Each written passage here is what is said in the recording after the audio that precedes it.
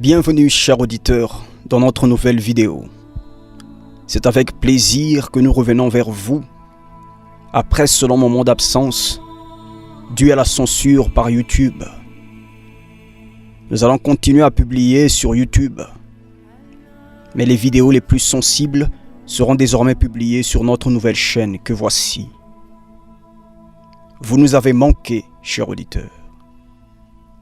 Et il nous tardait de partager avec vous ce que le Seigneur nous a donné de comprendre dans sa parole, vu la situation mondiale actuelle. Et non par des révélations quelconques, mais des choses que nous allons vous partager viennent de la parole de Dieu, uniquement de la parole de Dieu.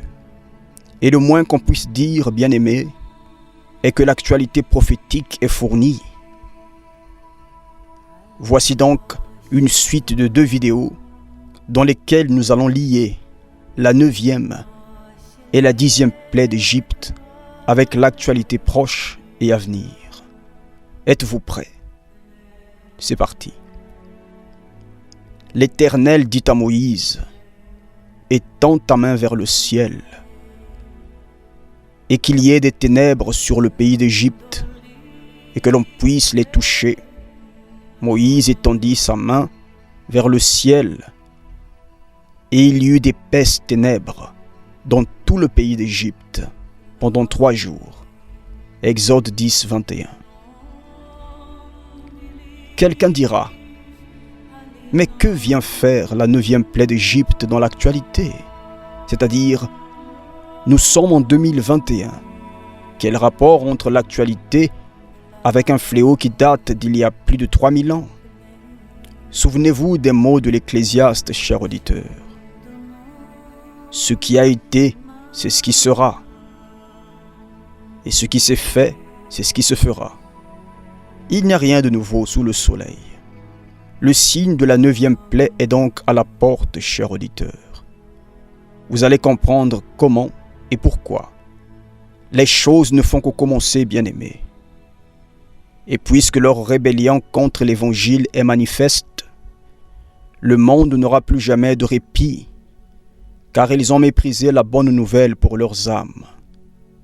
Et puisqu'ils ont rejeté le prince de la paix, alors pour eux, pour cette planète, la colombe blanche, symbole de paix, a été remplacée par un phénix brûlant, enragé. Chers auditeurs, le monde a basculé. Tous les fondements auxquels vous étiez attachés sont perdus à jamais et ils ne reviendront plus. La famille, la morale, les institutions, tout est en train de s'effondrer. Il s'agit là d'un processus biblique, c'est-à-dire irréversible. Le titre de cette vidéo interrogera certains. Mais comment parler des plaies d'Égypte alors que nous sommes à la fin des temps? Dans l'Ancien Testament, tout ce qui a trait à la rédemption d'Israël est prophétique, chers auditeurs. Ainsi, la sortie des Hébreux hors d'Égypte ne fait pas exception à la règle. L'Égypte a été le théâtre de la manifestation des jugements divins comme rarement dans la Bible. Mais avant de parler de la 9e plaie, quelqu'un peut-il contredire que ceci ressemble fortement à la 8e plaie, c'est-à-dire l'invasion de criquets? On vous laisse visionner la vidéo. Invasion de sauterelles, c'était à Las Vegas comme vous le disiez. Alors ça se passe depuis samedi. La ville subit ce qui ressemble le plus à l'une des 10 plaies d'Égypte. Tout le Nevada est pris au piège par des millions de sauterelles. Mais alors qu'on se rassure, quelle horreur, mais c'est horrible. Cette vision n'a rien à voir avec la colère des dieux, vous l'imaginez. Une invasion de criquets comme l'Afrique de l'Est n'en avait pas connu depuis 25 ans. Le Kenya, l'Éthiopie et la Somalie sont envahis par des dizaines de milliards de ces insectes particulièrement voraces lorsqu'ils se déplacent en groupe, chaque essaim formant des nuages impressionnants de la taille du Luxembourg. Les populations locales redoublent d'efforts pour les chasser en tapant notamment sur de la tôle, mais ils sont dépassés par l'ampleur de ces insectes qui ont déjà provoqué de sérieux ravages sur les cultures. L'ONU redoute un problème de sécurité alimentaire de premier plan dans la région. Nous savons qu'en Éthiopie, ce sont environ 430 km² qui ont été touchés jusqu'à présent et il y a eu d'importants dégâts pour les cultures dans ces régions. Étant donné que les essaims se déplacent vers d'autres parties du pays, nous nous attendons à ce que son impact sur la sécurité alimentaire et les moyens de subsistance soit significatif à la fois pour les agriculteurs et les éleveurs. Des avions ont répandu des pesticides pour venir à bout de ces criquets pèlerins qui se reproduisent très rapidement et sont capables en une journée de parcourir une centaine de kilomètres. Les experts voient à travers ce phénomène un nouveau signe inquiétant des dérèglements climatiques. L'Afrique de l'Est a connu en 2019 des épisodes extrêmes, une sécheresse intense, puis de fortes pluies. Selon les experts, il y a actuellement une centaine d'essaims à Madagascar, ce qui représente 500 milliards de criquets qui peuvent consommer 100 000 tonnes de végétation verte par jour. Ici, ils viennent de manger les feuilles de ces cannes à sucre. Déjà, il y a peu de riz, il y a peu de gens qui ont plus de 10 hectares de culture. Donc après le passage des criquets, il n'y a plus rien à manger pour les femmes et les enfants. Le bétail n'a plus rien à manger non plus, donc on n'a plus rien jusqu'à maintenant, depuis que les criquets sont là. Au moins 360 000 hectares de culture ont été touchés dans les 10 districts du Rajasthan, au milieu de la pire infestation acridienne de l'État en 60 ans. La peste a été sévère à Sriganganagar, avec 75% des cultures sur pied endommagées, en date du 18 janvier 2020. Les récentes invasions historiques de criquets à travers le monde ne vous ont-elles pas fait réfléchir? Ou bien toute votre attention est uniquement focalisée vers la crise sanitaire actuelle? Des choses beaucoup plus graves que ceci se préparent, chers auditeurs. Ne vous laissez pas distraire par le Covid. Lorsque la 9e plaie frappe l'Égypte, dans le 10e chapitre du livre d'Exode, le pays tout entier s'arrête brutalement à cause de l'obscurité abyssale si épaisse que tout est soudainement figé. Personne ne pouvait bouger de sa place. Nous pouvons imaginer la scène. Pendant 3 jours durant, aucun Égyptien ne pouvait se déplacer. Par conséquent, personne ne pouvait ni boire, ni manger, et chacun faisait sur soi ses besoins. Une véritable catastrophe pour tout le pays d'Égypte. Or, il y avait de la lumière dans toute la contrée où habitaient les enfants d'Israël. Pourquoi y avait-il de la lumière dans les maisons d'Israël et pas dans celles des Égyptiens? C'est simple. Israël avait été averti par Moïse. Comme vous l'êtes aujourd'hui, comme nous tous sommes avertis aujourd'hui de ce qui s'en vient. Maintenant vous vous dites, mais quel rapport y a-t-il entre la 9e plaie et ce qui attend le monde dans les semaines et dans les mois à venir? Croyez-vous que le confinement mondial de 2020 avait mis en arrêt le fonctionnement de la planète? Non, cher auditeur. Vous êtes peut-être à des années-lumière d'imaginer ce qui s'en vient. En effet, en 2020, pendant le confinement, les services publics et les commerces de première nécessité ne s'étaient pas arrêtés de fonctionner. Pas d'obscurité, c'est-à-dire pas de coupure d'électricité globale.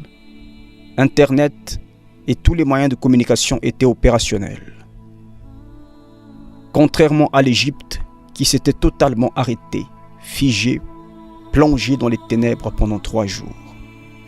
Or, très bientôt, la crise actuelle ne sera plus qu'un lointain et léger dérangement, chers auditeurs, comme l'a prévenu M. Klaus Schwab dans l'une de ses dernières prises de parole. Cette fois-ci, le monde entier, dans tous les pays sans exception, toutes les structures de fonctionnement de la société seront brusquement mises à l'arrêt, mises en arrêt total. Vous vous dites, mais comment est-ce possible? Désormais, tout peut arriver, chers auditeurs. Nous avons définitivement changé de paradigme. N'en déplaise à vous qui attendez encore un retour au monde d'hier, qui d'ailleurs ne reviendra plus jamais. Avez-vous pris connaissance du livre de M. Klaus Schwab, Covid-19, le grand reset? Savez-vous au moins ce qui signifie le titre de ce livre?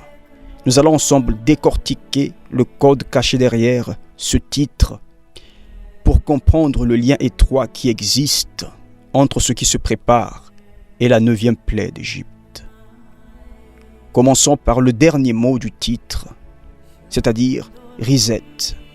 Reset signifie remettre à zéro un programme en le mettant temporairement en arrêt total.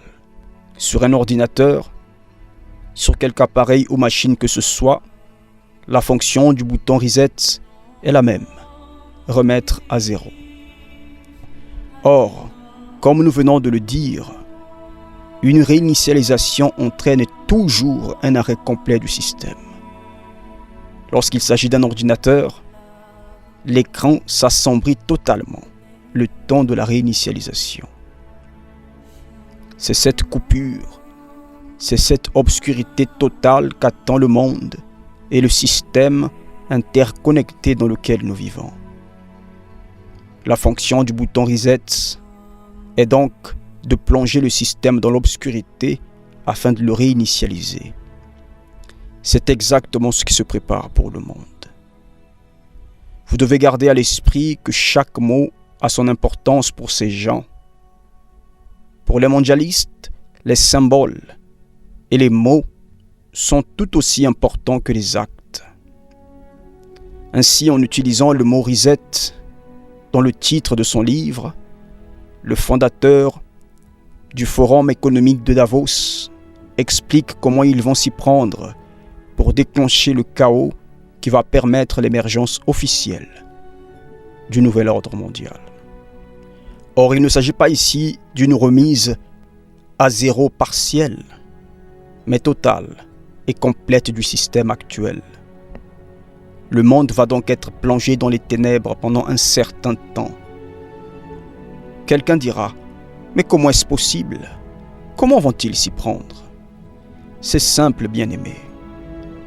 Sous prétexte d'une cyberattaque mondiale, ils vont couper les réseaux électriques dans le monde entier. Et qui dit coupure d'électricité, dit aussi coupure des réseaux de communication et d'Internet. Or, y a-t-il un service public ou privé? Y a-t-il un commerce, une structure qui fonctionne aujourd'hui sans électricité, sans Internet et sans réseau de communication dans le monde? Non, cher auditeur. Alors on vous laisse imaginer donc le chaos. On vous laisse imaginer ce qui va se passer. Les banques, les points de ravitaillement de carburant, les commerces alimentaires vont être pris d'assaut, mais il va y avoir un problème, comme cela a été dit. Ces structures fonctionnent toutes aussi avec l'électricité et par des connexions Internet. Ça sera le chaos.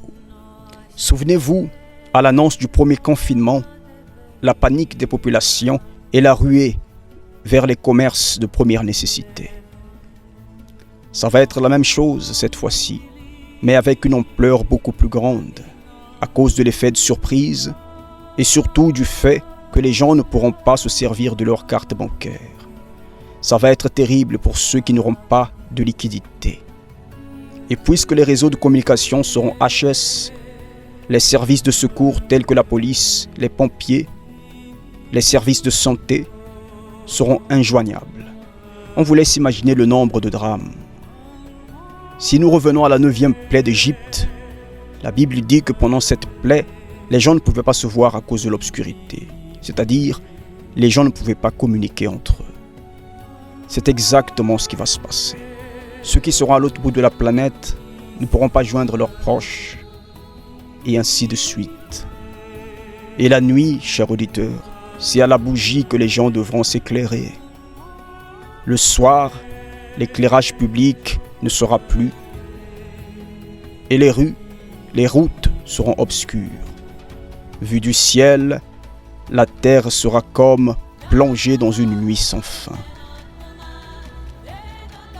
C'est pourquoi Vous avez aujourd'hui obtenu la grâce d'être prévenu afin de vous préparer, chers auditeurs, sans toutefois tomber dans une panique inutile. Nous vous avons donc expliqué ce qui se cache derrière le mot reset, qui en résumé est la mise en arrêt totale de la planète, afin de faire émerger le nouvel ordre mondial. Maintenant, nous allons scruter le mot qui précède reset, c'est-à-dire grand pour grand reset. Comme nous l'avons précédemment évoqué, rien n'est laissé au hasard pour ces gens. S'ils disent grand reset, grande réinitialisation, cela signifie que cet événement va faire beaucoup de bruit en comparaison à cette crise sanitaire, qui sera perçue comme un léger dérangement, d'après les mots de M. Klaus Schwab lui-même. Ça suppose qu'ils ne vont pas seulement plonger la planète entière dans l'obscurité. Ils ont un plan bien précis derrière la tête. Premièrement, ils vont en profiter pour acter l'effondrement global du système financier mondial. Voilà ce qu'ils vont faire en premier.